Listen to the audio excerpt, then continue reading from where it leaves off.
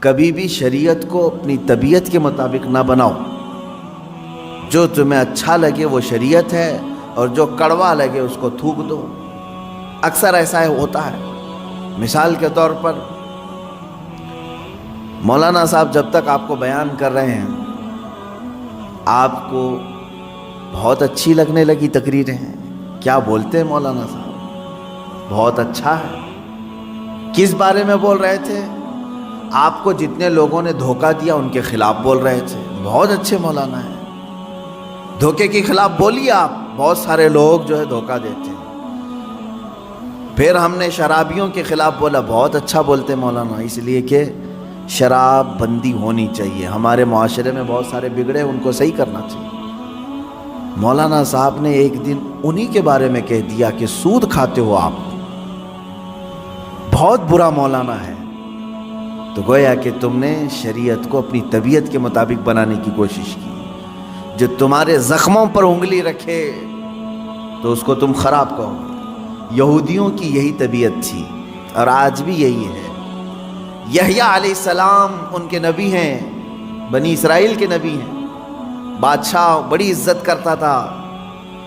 یحییٰ علیہ السلام جوان تھے، 30 یا 33 سال کی عمر کے. بادشاہ نے ایک بار شادی کی، چند دنوں کے بعد دوسری شادی کی اسی بیوی کی بہن سے. 2 بہنوں کو ایک نکاح میں جمع کر لیا. یعنی 2 بیویاں ہیں لیکن دونوں سگی بہنیں ہیں. یحییٰ علیہ السلام نے فتویٰ دیا کہ شریعت میں 2 بہنوں کا ایک ساتھ رکھنا حرام ہے.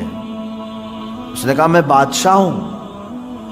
حضرت یحییٰ علیہ السلام نے فرمایا اللہ سب سے بڑا بادشاہ ہے، قانون اس کا ہے، تم بندے ہو، سب کے لیے ہے یہ شریعت. اس نے دھمکیاں دیں، کہا کہ آپ غلط کہہ رہے ہیں، میرے خلاف مت کہیں. حضرت یحییٰ علیہ السلام ڈٹے رہے، یہاں تک کہ بادشاہ نے یحییٰ علیہ السلام کا قتل کر دیا. آپ کا سر مبارک الگ کر دیا، جسم الگ کر دیا، کاٹ دیا. کس بنیاد پر؟ اس کے زخم پر انگلی رکھا تھا، برائی پر تنبیہ کی تھی. نبیوں کے ساتھ یہودی یہی کرتے رہے. ان کو اگر کسی بات کی تنبیہ کی جاتی تو ان کے خلاف کھڑے ہو جاتے، ان کو مار ڈالتے. کئی نبیوں کا قتل کیا انہوں نے. موسیٰ علیہ الصلوۃ والتسلیم نے کیا کیا؟ زکوٰۃ کا حکم آیا تو سب سے کہا کہ زکوٰۃ دے دینا. قارون جو زمانے کا بڑا مالدار تھا، وہ موسیٰ علیہ السلام کے رشتے میں بھی آتا تھا، اس سے بھی کہا کہ قارون تو اپنے خزانوں کی زکوٰۃ نکال. اب جب زکوٰۃ نکالنے کے لیے دیکھا تو کئی خزانے صرف زکوٰۃ میں جا رہے تھے، حالانکہ اس کو رعایت ملی تھی. اس نے کیا کیا؟ ہونا یہ چاہیے تھا کہ میری اصلاح کے لیے اگر کوئی بیان کر رہا ہے تو میں اپنے آپ کو اصلاح کی طرف لے جاؤں، کوشش کروں بدل لوں. نہیں، دنیا دار کی طبیعت یہ ہوتی ہے کہ جو بول رہا ہے اسی کی زبان کو بند کر دو. اس نے عورت خریدی، پیسے دے کر کے طوائف کو مجمع میں لے آیا اور کہا کہ میں موسیٰ سے سوال کروں گا زنا کی سزا کیا ہے. جب وہ جواب دے رہے ہوں گے تو اے خاتون تو کھڑی ہو کر کے کہہ دینا میرے پیٹ میں موسیٰ کے زنا سے بچہ پل رہا ہے. معاذ اللہ رب العالمین.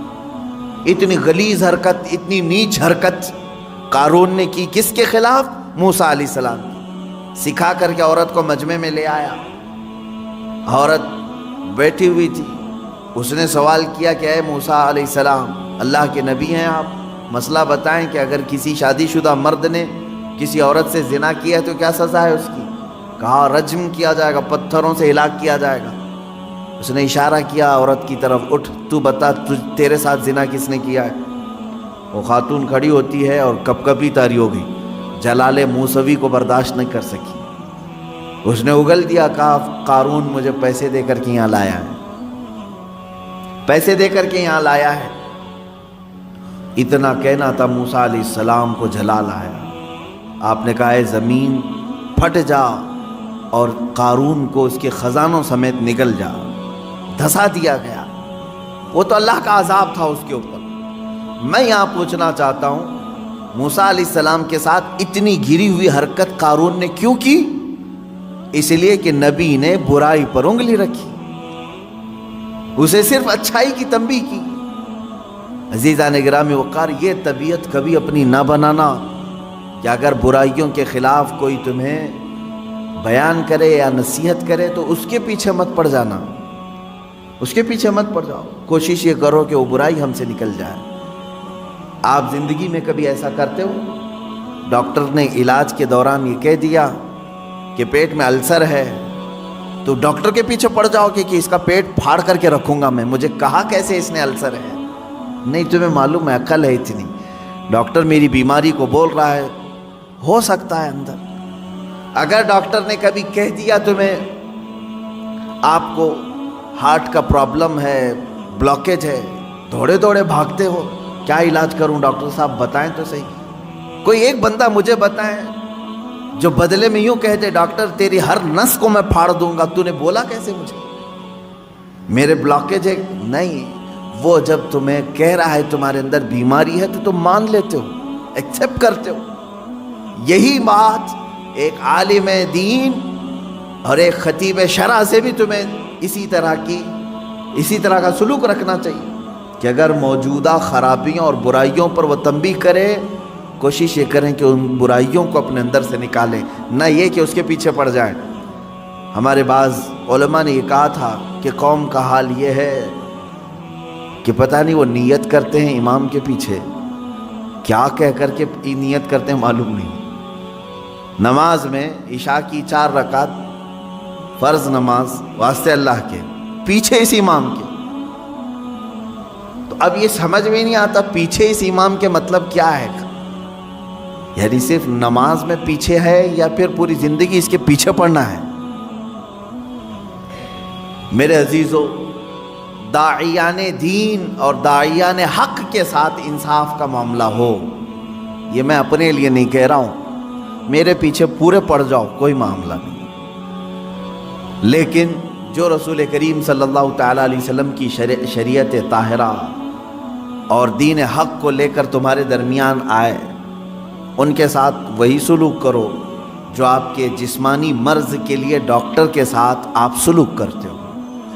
انبیاء اکرام علیہ السلام کے ساتھ یہودیوں نے جو سلوک کیا، وہ سلوک آپ نائبان رسول کے ساتھ نہ کریں۔ یہودیوں کو جو باتیں اچھی لگتی تھی وہ لے لیتے تھے، اور جو ناپسند ہوتی تو نبیوں کا ہی قتل کر دیتے تھے، 1 2 نہیں، ہزاروں نبیوں، 10,000 نبیوں کا قتل کیا ہے انہوں نے، تقریباً 10,000 نبیوں کا۔ قرآن میں کئی جگہ پر آیت آئی وَيَقْتُلُونَ النَّبِيِّينَ بِغَيْرِ حَقٍّ، یہ ناحق نبیوں کا قتل کرتے تھے۔ نبیوں کا کام یہ اتنا ہی ہوتا کہ ان کی برائیاں بتا دیتے تھے، یہ غلط ہے۔